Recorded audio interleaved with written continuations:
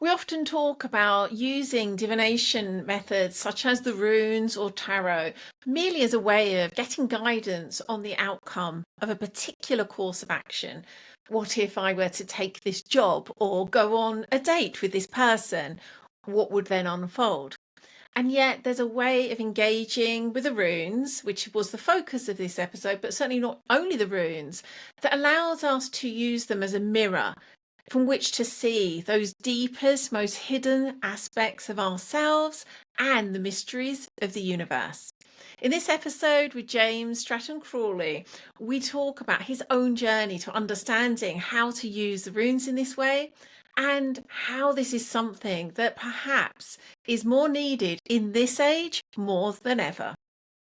If you are at all drawn to working with divination systems such as the runes or again the tarot, you're going to love this episode. But honestly, any of us that are interested in understanding those parts of us that are held in shadow will find this an incredibly rich episode.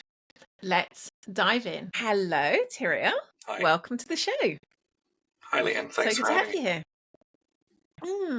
Well, we've already talked about all kinds of interesting, juicy things. So I think we've got more than an episode's worth of different strands we can pull on. But I would love to start with hearing a bit about what brought you to the work and the passion and the interests and this interweaving of runes and alchemy and our kind of inner stories that you are all about. What brought you here? It's not a happy story. I think that a lot of spiritual um, reflection and stuff comes from suffering or trauma or necessity. It is a Mm. survival path. Ultimately, no one I know is seeking enlightenment for fun. It gets fun, but you don't start Mm. it. It's not fun at first, is it? And I mean, if you're really doing it right and confronting the shadow and things, like it cannot be fun a lot of the time. But it's right to do, and that's the thing. So I had a lot of difficulty when I was a young man. At the start of my career, I'd had a pretty easy life, fairly privileged, very educated, no religion, spirituality, nothing like that. I was not thinking in terms of just very normal, uh, maybe a little bright, for someone who was that age. But when I was 22, as often happens to males who have been diagnosed with bipolar, I had a severe manic episode and was hospitalized for the first time. Um, Now, you don't get any hint like you're not using mescaline or um, peyote or LSD or anything. You didn't take something, right? So after that, my mind forever tells me that like that's a possibility, that world that I witnessed naturally with my own mind Mm. could be true. I don't get the benefit of really being able to believe that it wasn't. But that's the nature of so-called delusion. It's like you can't question it, right? Um, Mm. Now, if you can, you're fine. So that I can means that I'm fine. But what this series of episodes and hospitalizations did to me fundamentally was set me on a path of questioning everything. And ultimately, that's all my practice is. That's what the root of my title as an agnostic is. It's the root of my interest in the runes. You question the runes, and it's how I got out of the labyrinth of utter madness, basically. Questioning, and, Mm. and and to the point where I had to question, maybe I'm not the one who's crazy here. Maybe everybody else is. You have to ask that in Mm. a very serious way too. You can't believe that you are crazy. You have to entertain the idea that you're not. Otherwise, you're crazy. So, very, Mm. very precarious and interesting situation that led me down the path. And I guess it was out of necessity and survival. I began to try to find any knowledge that I could from any time period or expert source about what had happened to me, because this system wasn't giving me information. The Mm. the psychologists didn't know what was going on. Therapists were useless, and the psychiatrists, I was blessed with a really good one starting off, and I have a good one now. Were alchemists, like they're dealing with the medicine, the drugs, and were very wise. Um, you can't um, you can't just judge people on what everybody's calling them. The words don't matter. So some people are Yeah. shaman and they'll call themselves that, and obviously they're hacks. They're not, you don't listen to those people because they're just wannabes. But some psychiatrists are just totally pushing pills and getting paid off by the pharmaceutical industry. On the other hand, there's this crossover. Some psychiatrists are shaman, right? Some shaman Yes. psychiatrists, like, Funny I mean, enough, I trained one of the chaps I did my shamanic training with is a psychiatrist, and so literally so. But I also get there's another way. Doesn't necessarily be as literal, where there is I guess an ongoing question in their minds as to what's really going on. What is the nature of the psyche? What's the nature of reality? the Coming back to some of what you said there at the beginning in terms of like what you experienced, what you saw, it was like you couldn't really deny that there was, like, you couldn't deny what you experienced. And it right, feels almost like, and maybe this is me projecting what I was kind of feeling and experiencing as you said this, but I'd love to hear whether you would agree with this. It feels as though you almost got a glimpse of perhaps like a sort of a deeper reality that you've then almost like tried to find a different way, like a way back to, or a way to understand, yeah. is kind of what I was hearing what you said. Would you say that is what's been going on for you? So there's different ways of telling that story, and we have to be careful of what stories we tell ourselves and be flexible, because if I told you the story of me as Tyriel and I told you the story of me as James, they'd be different people, right? If I tell you the story of a psych patient getting better from that, or if I told you about a spiritual awakening, they're going to be different stories. You wouldn't know that Mm. those are the same people. Um, so what happened to me, in the words I use nowadays, was not in fact what you said, but I have thought that that was the case, that I had a glimpse, right? A satori, right? It was a waking up from the waking state in the same way we would Mm. wake up from a dream, that same feeling. And I'm sure you and your audience are both familiar with the kind of myths and even maybe the experience of that. But what I also found was that communicating it was both kind of this um, unnegotiable. Uh, at this point, I had to, right? It was the place where poets are born, and yet it is incommunicable. I'll never be able to do it. If I stop trying, I suffer, and if I do it, I suffer. But it's Mm. better to try and suffer than to suffer because I'm avoiding the Yeah. task.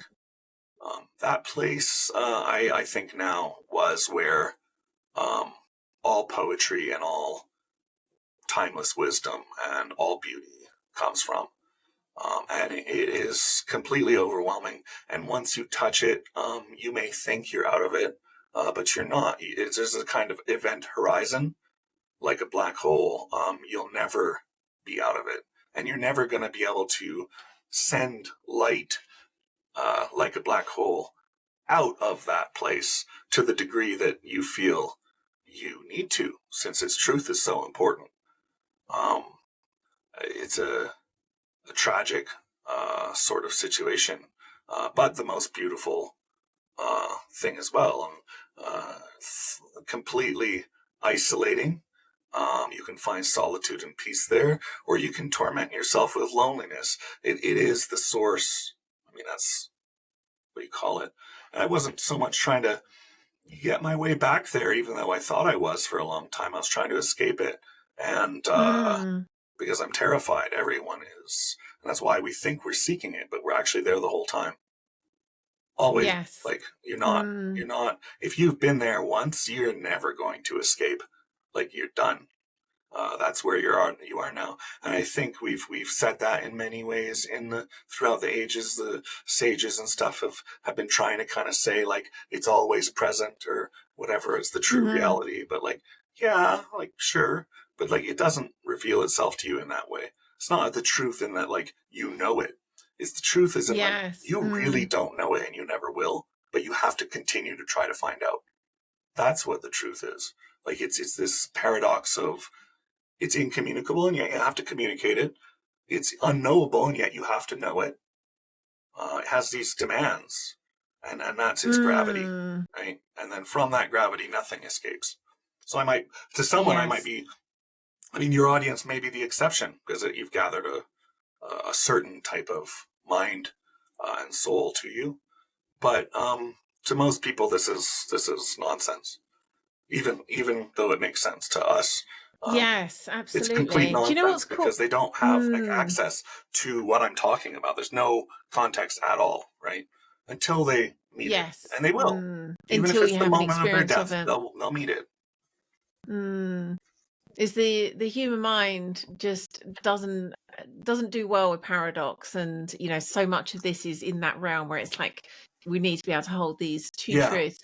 But some of these conversations remind me, I was listening to an interview with, I think I have her name right, I think it's Dr. Willoughby Britton, and she's done lots of research around meditation and sort of you know, states within that kind of discipline and work.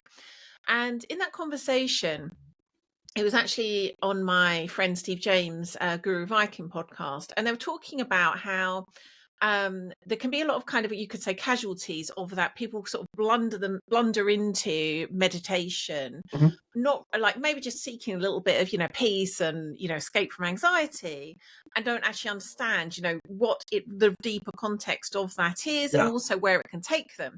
And there can be these you know, adverse effects where they end up in experiences that weren't, you know, disassociation or depersonalization. And they were saying they may be within that particular context of, you know, say, for example, types of Buddhism. It's actually what's looked for, it's what's being sought for. But the experiences, if you were looking at it in a, you know, people who are undergoing psychological problems, in quote marks, they would actually be spoken about very similarly. And so a lot of it is, you know, the context these things are happening within, whether we understand them, whether we want them, how they're spoken about. And so much what you're saying here really reminds me of that, where it's like, we very much lack the context culturally for these kinds of experiences and conversations. And so therefore we're like left in this, you know, potentially quite confusing, isolated position of even knowing what the hell that is. So I think so much your conversation reminds me of this. I would love to know, like, where did the runes fit into this? I'm Tyriel. I'm, you know, James Stratton-Crawley is my given name. There's one Tyriel, there's one James Stratton-Crawley. I don't really know what Tyriel is. Could be just a name. Could be someone who came to me to guide me out of the labyrinth. I don't identify as Tyriel. If I once did, I don't anymore. I lately, and it has been very lately, I wondered if Tyriel was some sort of spirit rather than actually me at all. But I'm agnostic. Like, I don't go there. If I have to make stories up about it without, like, you know, unless I'm forced to tell myself a story, I really don't. I think that's one of the things. And that's really helped me because then I don't get carried away with the runes, for instance. I find out, okay, what needs to be said about this rune? What does it do? What is the energy here? And they're very complex and rich, but like, they don't go forever, right? There's the runes mean things. Now, the whole rune system, the 24 runes, the 8 here, represents the totality of the energy of the universe, life. Whereas the the individual runes are kind of like lenses or energy patterns Mm. that you can tap into, or lenses through which you can see the universe. And you're still seeing the totality, but with that lens, it's like you're either zooming in or using a telescope, or like those kind of levels at which we see Mm. the atomic, the cellular, the galactic, or one-to-one present reality, that kind of thing. Runes work, more for me, more or less the same way. They also represent energies, and you can use them, and I really explore that in questioning the runes. At the end, the appendix has to do with practical exercises, like walking up 10 flights of stairs. Well, urus, like the physicality, the feeling of the struggle, like you can get to that Mm. energy and you can feel what it does, like that it's real. Urus is a great example because you definitely know how running 8 miles feels like. It's like hard and Mm. hurts, but that's urus. Or like taking a poop. Like, I mean, it's silly, but like that's urus. Like it's really the grossness and the blood and the sweat and the tears, like the struggle. But you can get there. You can understand that these things are real. Wealth, you know how money feels. You know how not having it feels. At least, I mean, most people these days do. But having it is great. Like the wealth, especially if it's not causing you trouble, it's fantastic to have wealth, and it means certain things. You can get and manipulate those energies, and you can see what those energies must be like, both the positives and the negatives, so to speak. Now, I really am. I mean, I really try to be non-dual these days. So what I discovered about Merc staves, which people use to say like upside down runes, or they usually say, I think that's the negative aspect of the rune, but I like to think of the runes as representing an ideal lens or an ideal energy that we're trying to get Mm. to but will never reach. And so a Merc stave is like, what side of that balance are you on? So for wealth, like, are you experiencing poverty or are you experiencing greed? Like, that's just one measurement, right? Whereas something in the middle would be great, right? You don't want to be greedy, but of course, like being greedy, you could be poor too. Like, I don't know, like even thinking in that spectrum is limiting, but Mm. um, you can just admit to yourself that you're never going to be perfect. You're not this God walking the earth, but you have access to all the creative powers of the universe. You are the universe. Mm. Um, it's just that you gotta use your brain to do it. You don't get to just do God stuff. Um, I think the runes are the access to that, and then a lot of people would call that magic. I like the word. I've always liked the word magic, but recently there's a saying that came to me from somewhere that um, it's still magic if you know how to do it. Right? Like we never think of Mm. magic as very mysterious. Still magic if you know how to do it. Just because Yeah. it doesn't change. It's still magic. And in that sense, it's very inclusive of science. I mean, science is repeatable. Mm. And I've approached rune study as a science. And it's transferred to this science of the inner world where you can experiment and you can measure and you can note. And then you can compare those with other people's journeys with the understanding everybody's is going to be unique. Um, like really radically unique. I think our minds try to imagine that we're similar to each other more than we actually are. And we are, but like you're not there yet. Like on the levels that we're similar to each other, don't think you understand those. Like just Mm. concentrate on your own uniqueness and respect other people's existence as different from you. That's probably the Yes, I think that's best very usual sage practical advice. thing. Yeah. Mm. Not like the, oh, I understand, I am that way too. Like, no, you're not. You're not that way at all. Mm. Runes allow us So if I to. can I just dive in there? Because what Sure. I'd really like to, I guess, illuminate before we go into Yeah, keep perhaps me on track. more how. That's okay. um, is what I really loved about when I came across you and your work is that way that things like the runes, and same for tarot, which I'm also a lover of, is they can be used in kind of, I guess you could say, a more sort of surface way where we're looking at like, oh, what is this telling me about the outcome of something, the Right. future of something? But we can also use it in a way that is holding up a mirror to our psyche, to our inner Yeah, world, I where we're really really like that saying, analogy. okay, The mirror, mm, yeah, very much like the mirror of and Galadriel kind of thing.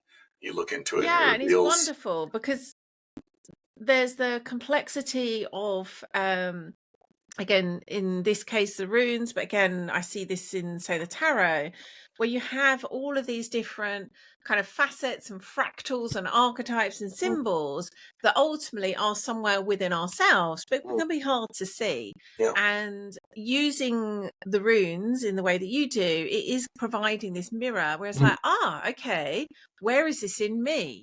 mm, How is this showing up in me?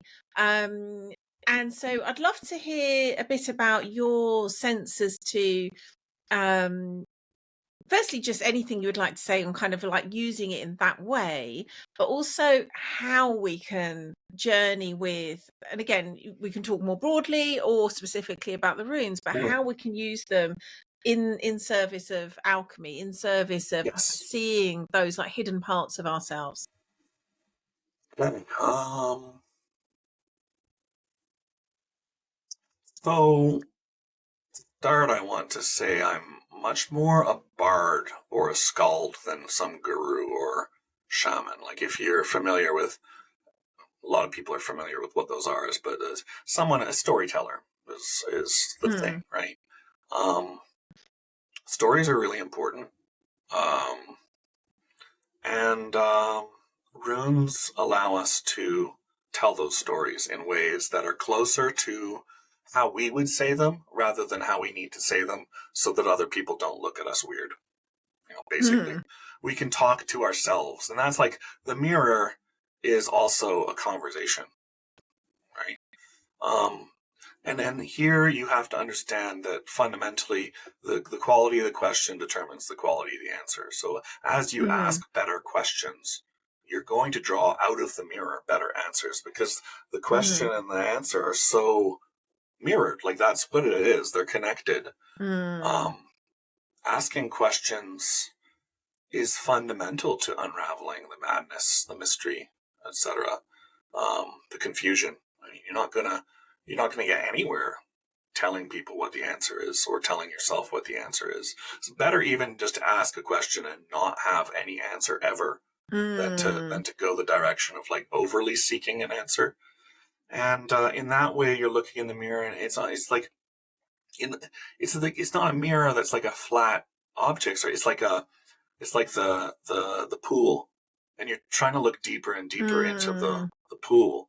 But like you're seeing yourself on the surface, but really you want to see into that pool. And so yourself is getting into the way, right? The reflection, the light, all that stuff. You can't see deeper into the depths, into the shady depths of that pool if the light and yourself is in the way. So the mm, runes come from the depths, the spirit of the depths. And in that sense, they're timeless.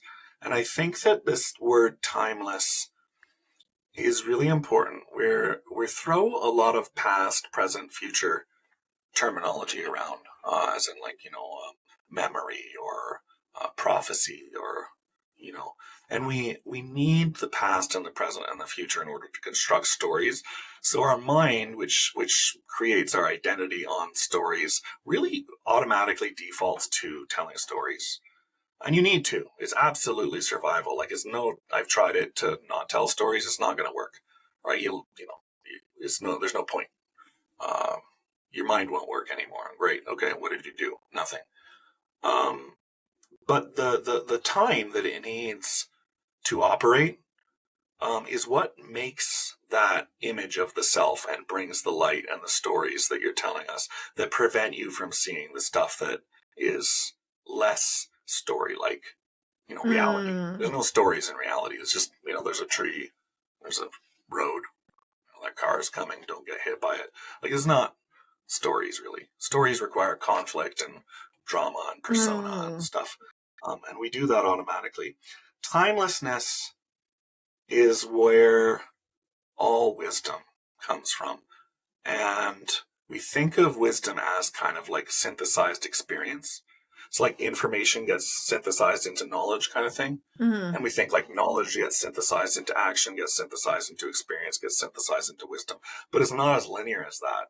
I think that wisdom arises through that entire process of synthesis and is kind of always there, as if it's like waiting for you at the end, but it wasn't like absent the entire time. It was present. Mm. So that timelessness is what you're accessing when you use the runes, when you're using the mirror. And you really have to get past this impulse to look for the future, to investigate your past if you're going to get there.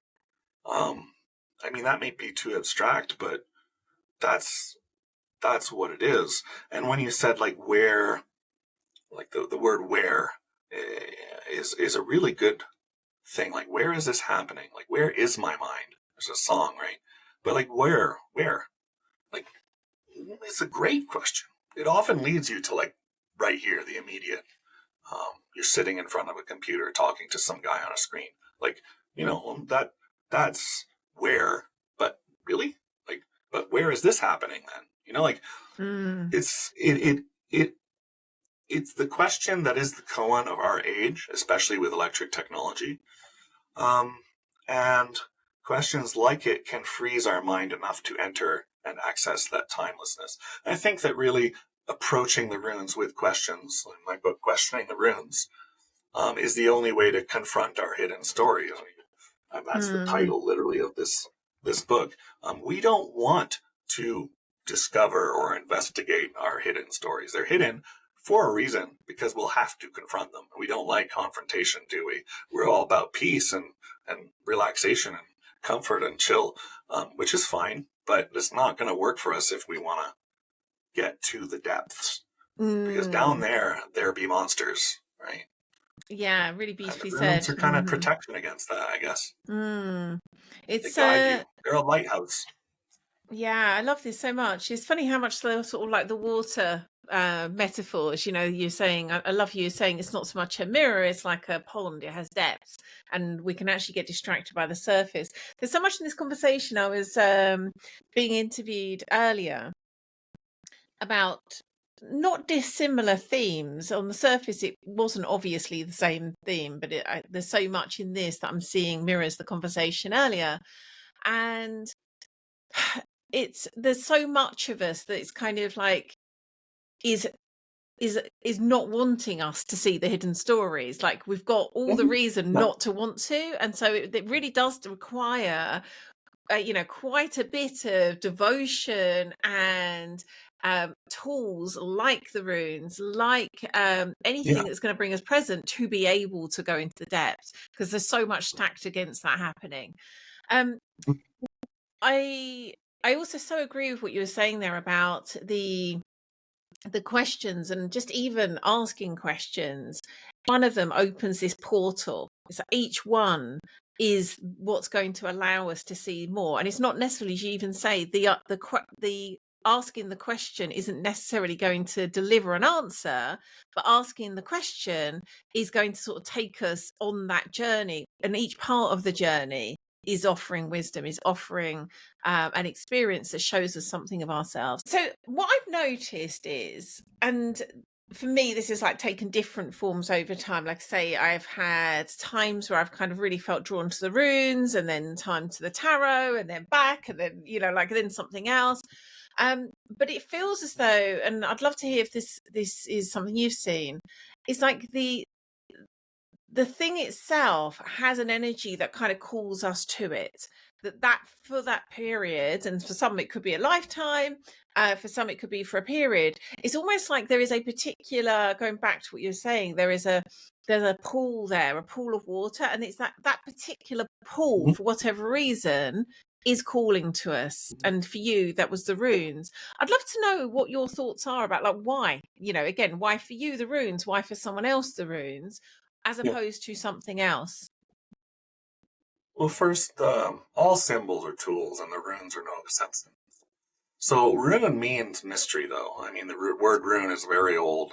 It spreads all across these cultures for thousands of years and really doesn't have any etymological variation. Mm. It's just rune.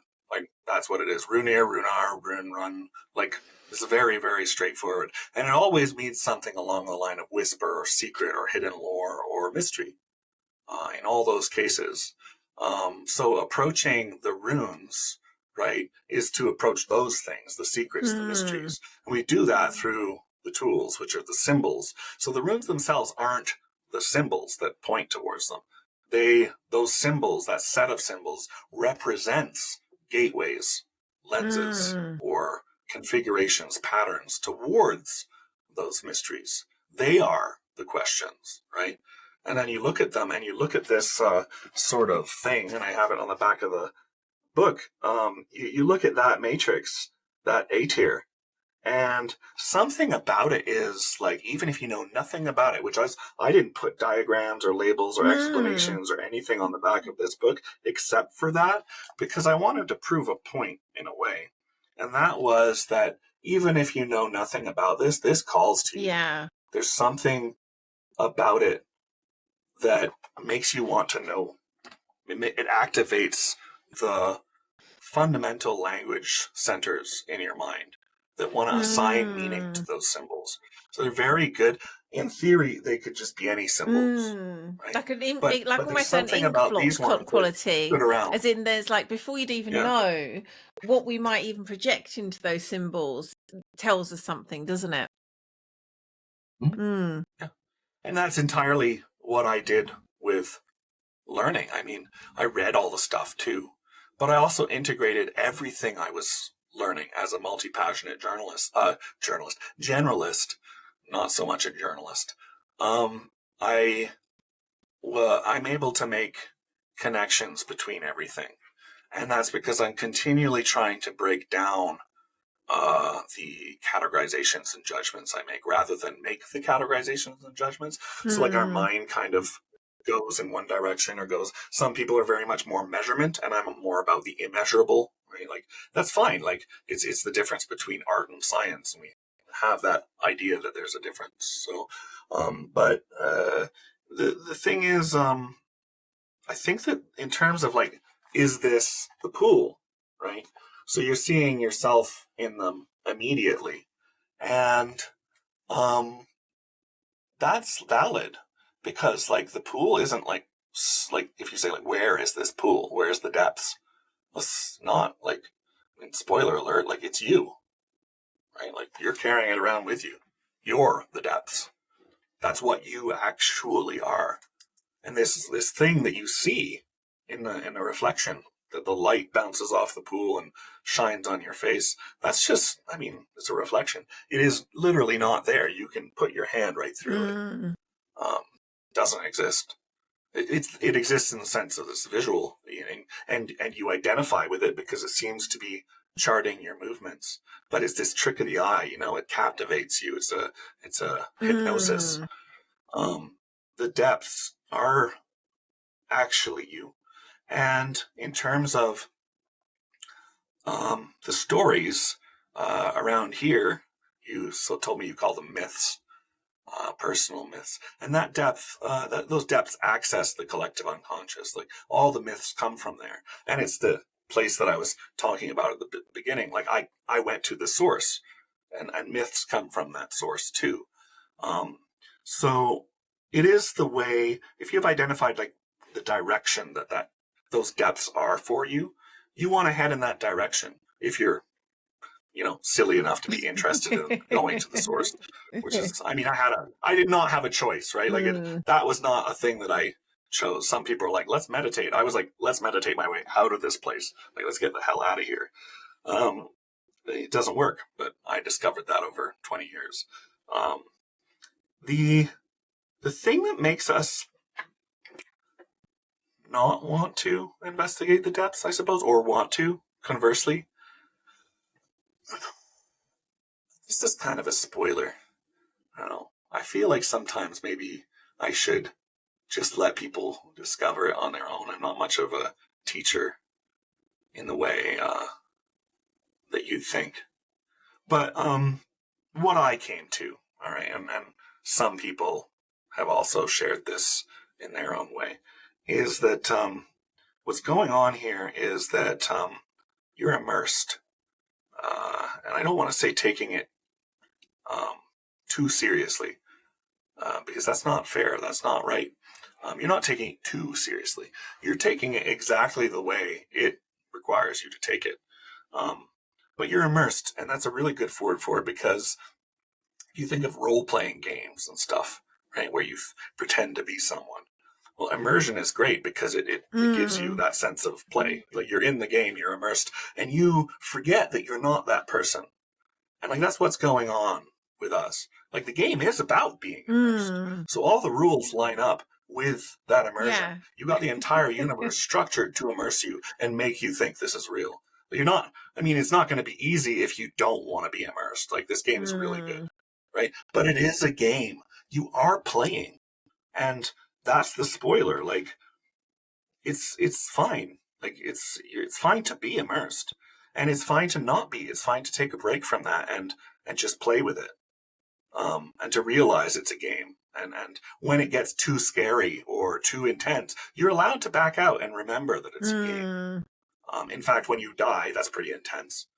I think that's what happens. You do remember it's a game. And that's a trip. That would probably be like, all of a sudden you realize you're the universe and you were playing this game on yourself to dissociate yourself from your own power, right? And like, how awesome would it be to all of a sudden, wow, I'm actually the universe? All the time I thought I was that guy? Whoa. Like, and it would be this progression of infinite realizations all of a sudden. Like, very, very much like a child sledding downhill, only to climb back up the hill again, to great suffering, only to slide down again. Like, it's a game, and it's a play. And when you're going down the hill, and when you're like, you're in it, you're in the snow, you're on that hill, and there is no time except, when am I going to get tired and go back home?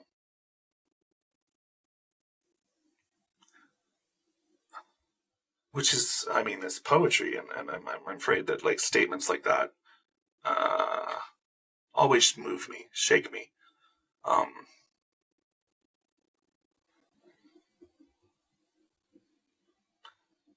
Because, I mean, the inner child, but the child, of course, wants to play, but, like, has to go back home. That's where, like, obviously, you have to go back home. It's like where you belong, like, and like, then you sleep, and tomorrow there's a new time. But in our story, in our immersion, that's death. Like, we get tired.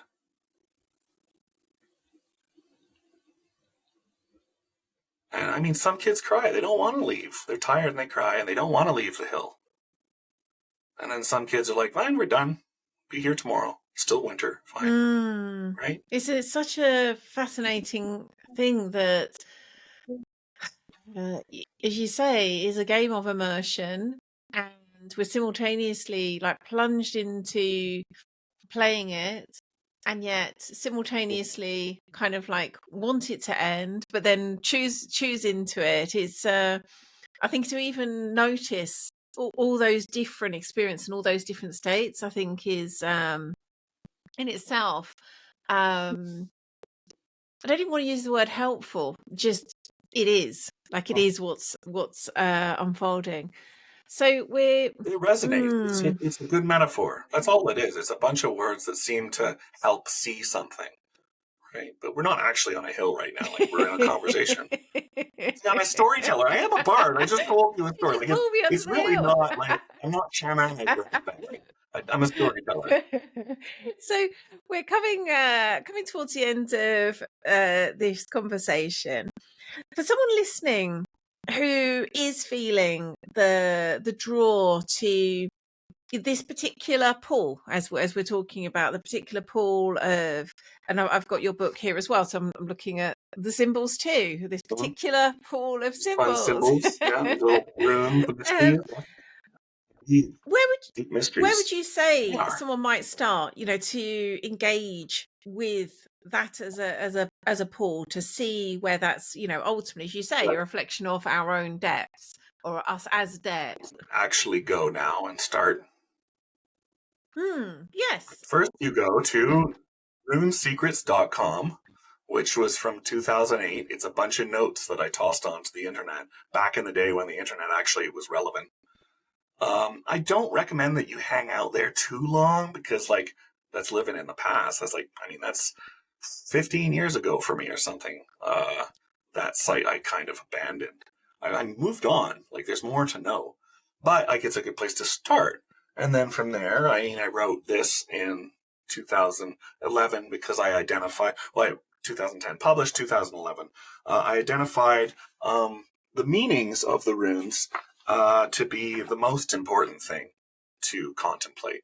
I mean, use them how you want, like, write them, combine them, flip them on their heads, throw them at people. I don't know, like, but know what you're doing, regardless of the rituals, regardless of your beliefs. Know what they mean. Know what you're, like, saying when you go, like, well, Hagala is inverted, and then, like, Nothis and stuff. Like, no, like, that means something, and it can mean anything, but make it be truthful to you. Understand what you're talking about when you say these words. That goes for every word, but, like, the runes especially. And then when you understand the meanings, start asking them questions, right? And see what they say back. And and come to realize that they're not saying anything, but you're talking to yourself, and not in a patronizing, demeaning way that you can brush off. You're communicating with your timeless self, I really love that. and becoming immediate, finding out that actually you're more than this isolated, insignificant person. You are the end result of exploding stars for millions of years, thinking now and witnessing the starlight in the heavens. Like, you are that. I mean, you also have to go to work and do the dishes, but whatever. Like, that's pretty neat too in that context. Like, why? Why do I have to do dishes? But the runes do help with that kind of thing too. They're small and pragmatic, and they're also about the big picture. They're fundamental, right? But they're also about the wide view, and they can really help as a tool. Now, there's other tools. What I did with the runes in developing this system for myself, because it was a necessity. It wasn't really for other people. I just kind of got conned by the universe into leaving traces behind. The tools and all the knowledge that you have can be used with them. It doesn't demand that you are some kind of Norse ancestry or Wiccan or pagan or heathen or anything, right? You can be whatever you are. It doesn't matter. Like, they're still the mysteries. They're still just tools. They're like picking up. That's why, like, I started with stones that were painted, right? And these days I have wood. And my mother she found the stones for me, and I painted them. And she made me the wooden set. And I liked the stones because back then I needed stability, right? And that brought that aspect to the set. I mean, they could be bottle caps with your mom's nail polish if you wanted. It doesn't matter. But later I'm using the wooden ones because you shape wood. And now I understand that once you have this foundation, you confront any doubt towards the meaning of the universe, any feeling of meaninglessness or pointlessness is actually this blank canvas that you have the responsibility to fill with your story. So there could be no meaning. There could be no point. So make one. That's why you're here. You're in the image of the creator. You're a creator. Ooh, surprise, surprise. Like, what? And I think that the runes really allowed me to do that. I made a system out of them. I based it on what other people were saying about the runes, but all the wisdom teachings of any culture I could synthesize into it. Because it's all talking about the same thing. It's all talking and coming and stemming from the source. And people who have probably unwillingly been dragged towards that event horizon and can't really tell you about it. But they've been trying their whole lives, and their voices echo even today from thousands of years ago because they tried so hard Yeah. Oh, to tell you. Yeah, I really feel that. Yeah, the lever map. Yeah, really feel that. Would you have any words of advice in terms of how people might go about formulating questions, which might sound like a strange thing to ask, but I know that in the work that I've done over the years, I think that Mhm. I think some of us have perhaps been more encouraged to kind of have that way of orientating the world. I was quite fortunate in that my father had a kind of quite Socratic way of teaching, and kind of Yeah, which is great. yeah, and it kind of I was fortunate in that I kind of like was raised with that way of orientating, of being very kind of like being taught by being asked Very fortunate. questions and then also sort of bringing that lens. But I've noticed that that's not something that culturally we're tending to be encouraged to do. And so there is something, I think, in itself of like reclaiming that kind of like orientation of asking questions and asking questions that are going to open, these portals. So I'd love to hear your thoughts on that. Like how can people ask the kind of questions that are going to allow them to see deeper into the portal? So this is a great question in and of itself. And I'm glad that we're wrapping up on here because this is the cutting edge. This is the paradigm shift. When they talk about, a new earth and consciousness and stuff, they are talking about a culture that learns how to question. Mm, Um, Now, it may seem unrelated, but artificial intelligence, how it's being currently popularly used through large language models, changes the way we interact with media. Since the invention of writing, and certainly the Gutenberg press, exponentially so, we have been told to listen first, like shut up, listen, and then if you can afford the means of communicating back, like you can write with the education, you can have a printing press, you have a radio station, you have a podcast, then you're relevant enough to talk back to me. mm, But I set the tone. You listen to me. It's the decree of kings. But with artificial intelligence, the first thing it asks is, what can I help you with? Right? That's the beginning. Like, what do you want to know? And it sits there and waits for you. And it waits for you unjudgmentally. You can ask as many whys as you want. You can get it to explain it like a 5-year-old, or as if you were a 5-year-old. You can ask, "What should I ask you?" You can literally start from scratch with artificial intelligence, and it will teach you um, exactly what you want to know. Exactly, it'll do things for you, whatever you want it to do. That's what's starting to shape up as the new technological paradigm, and it is going to be socially and psychologically and economically disruptive, like we've mm, never seen anything before. In that will take up a lot of the news. There'll be a lot of fear about that, but what's actually going on is that you are seeing the old system panic about its own demise because a new system is arising where we all start asking questions, and we start asking better questions, and we start expecting better answers. And the politicians right now who lie, and the corporations who hide their secrets, they're not going to survive that. They're mm, not. You thought the information age couldn't keep secrets, right? The question age, the knowledge age, no. If you put out an LLM, an artificial intelligence that lies, and someone finds out about it, you are no longer relevant as a company. mm, Like that will kill your company. You can't do that. These things are addressing a human need that has been exacerbated in the information age, which is that we are misinformed, that we don't know the truth. We live in a post-truth era. We don't have access to the tools that provide us the truth, even in science, which is funded by corporations, and the scientific paradigm shaped by money, which is also a delusion. Like, money, what is that? I give them points, they give me food or shelter? Like, what is this? It's mm, nonsense, right? So, questioning, you'll learn. That's the new smartphone. It's the new computer. It's the new thing to do. It's going to be real in soon. In a very pragmatic, neurotypical, tactile way. They'll be losing their jobs unless they ask questions. Like they will. That's what's basically going to cause the first disruptions. Mass job loss in the next 3 years all across the world because it's cheaper to use AI. Simple as that. I don't need someone sitting at a desk pressing buttons for me or doing spreadsheets. I don't. AI can do that. Guess what? You're going to have to cultivate the things within yourself that are unique to you, that no one else can replicate, and then cross that with a Venn diagram of what makes you distinctly human that AI can't replicate. That will be the most protected you are against the coming crisis. And strangely enough, when humans are forced to do things, we typically do them really well.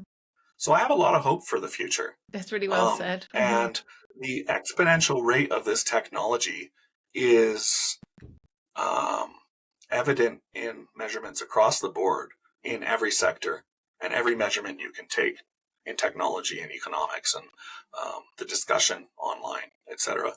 I'm very data driven as a person, strangely for someone who's so mystical. But that's the in thing too. That was the in thing when I was growing up with the internet. And what it says that we're on a hyperbolic kind of curve towards this. And some people are calling that the singularity. I'm not necessarily committed to that word, but like that's what they're calling it. And there's paradoxes that suggest that at some point artificial intelligence is godlike and can influence the past and is actually guiding itself into existence, that kind of stuff, which gets really, weird, but also you can see it. I mean, that myth, right, becomes a very powerful metaphor for what's going on. And we might just do it in the nick of time to save this planet. Might. I mean, maybe 2% chance that we don't all die. But that's still enough because there's 100% chance if we keep on our current path. So what's happening is a paradigm shift.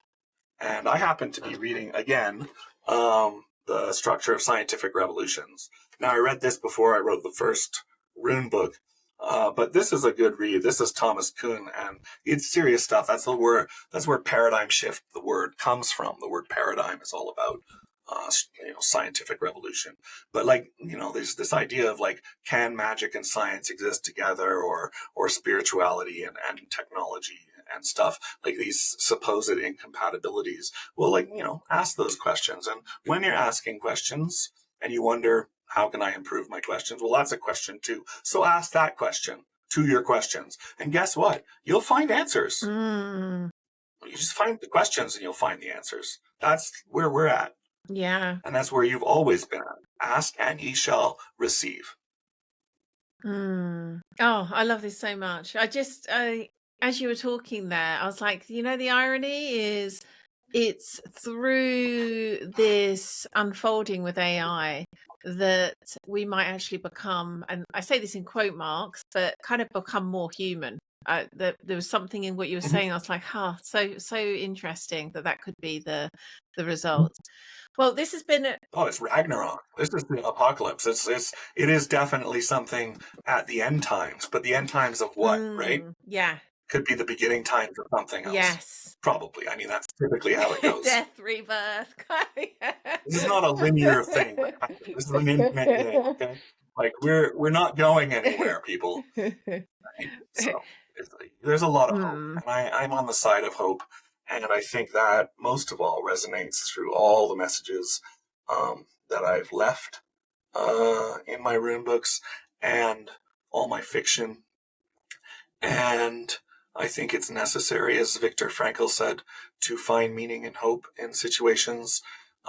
He was imprisoned as a psychiatrist with his family who died in Auschwitz. And great book, right? Anything he wrote is a great book, but man and his search for meaning or whatever it is. Yeah. Hard read, of course. I mean, Nazis killed his family, and he talks about it.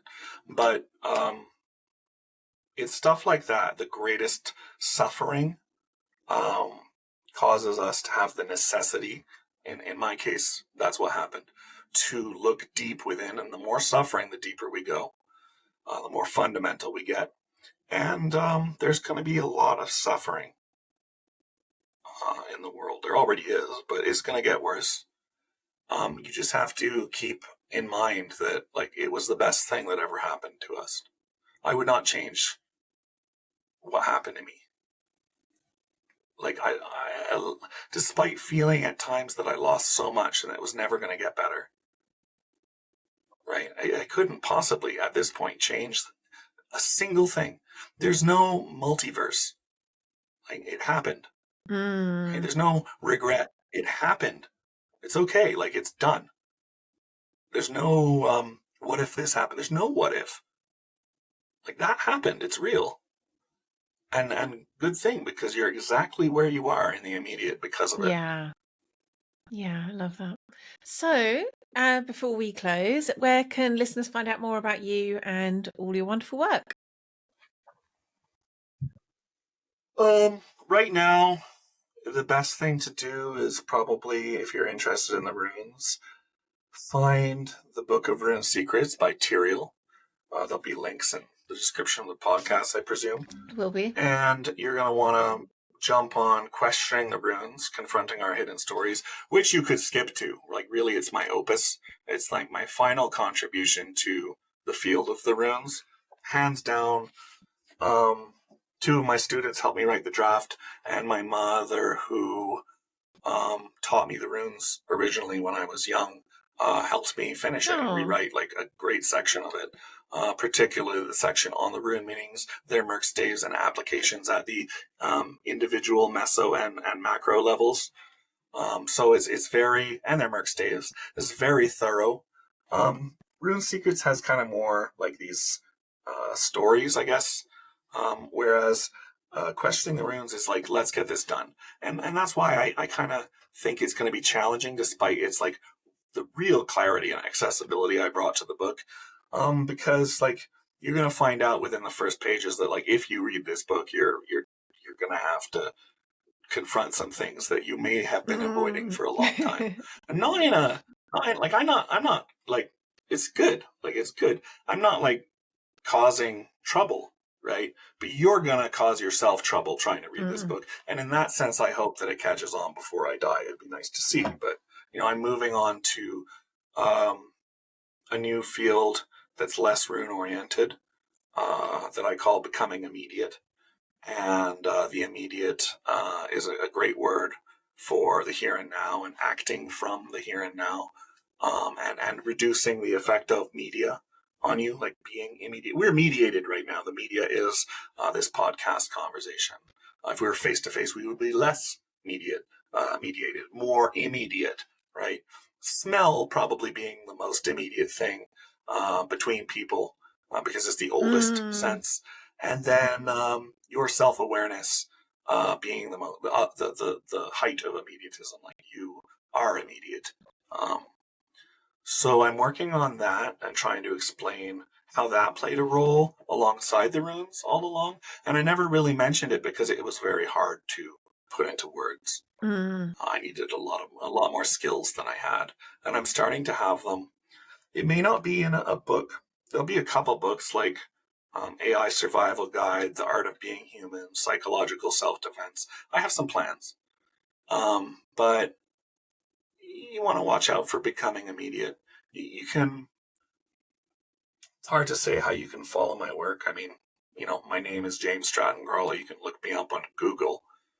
You'll find out, like, I'm there, right? You're not going to miss me. There's no other one.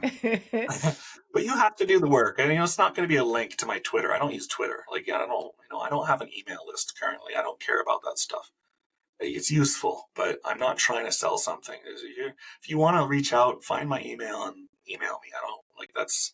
It's not, I don't have this course you can take. Well, I do, but it's, garbage. They all are. I mean, if it helps you, great, but, make your own course. Write your own curriculum. So that's what I think, at least. Wonderful. But the books are pretty good. Get the Yeah, books. I think start there. Well, thank you so much. I think I started the show calling you Tyriel, and I'm going to end it by saying thank you, James. It's been a pleasure. You're welcome. This was fun. I very much hope you enjoyed watching that. And if you did, and you're not already subscribed, then do hit that bell thingy and subscribe to automatically get each fresh new episode as it's released each week. If you'd like to find out more about the work we do at Be Mythical to guide and support old souls in this new world to live their own unique myth, do hop along to bemythical.com and you'll find out all the ways you can join us and go deeper with us on your own mythical journey. Lots of love for now. Mwah. See you again next week.